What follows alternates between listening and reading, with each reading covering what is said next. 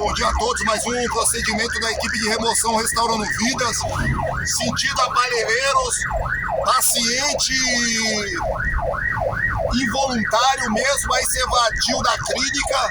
A família mais uma vez aí pede apoio da equipe de remoção.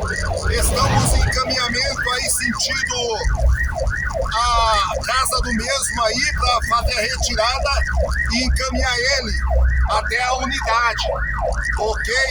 Lembrando que o mesmo aí recebeu um benefício de ir em casa e o mesmo descumpriu. Estamos indo trazer ele de volta para a unidade de origem. Um bom dia de salvação a todos, equipe de remoção restaurando vidas, e mais um procedimento na região da Zona Sul de São Paulo, em parceria com a Casa de Acolhimento Restaurando Vidas. Ok? Acompanhe a gente pelo nosso Facebook, ok? Equipe de remoção Restaurando Vidas, ok? E se precisar de ajuda, pode contar com a gente. Estamos 24 horas a serviço da sociedade para prestar um serviço de excelência.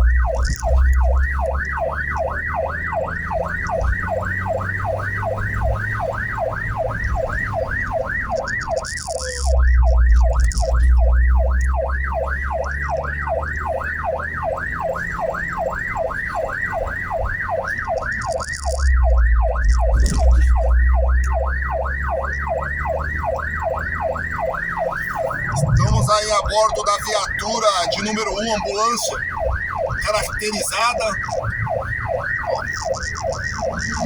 Está conosco aqui mais uma vez socorrista João, socorrista Cláudio e terapeuta e socorrista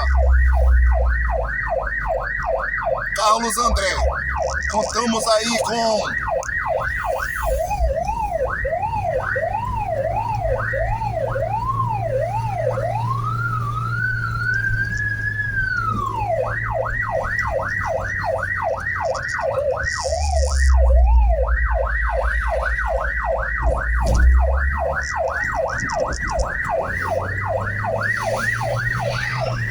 os motoristas aí de lotação, de ônibus, motoristas que estão saindo para trabalhar, colaborando com o nosso trabalho aí, que Deus abençoe vocês.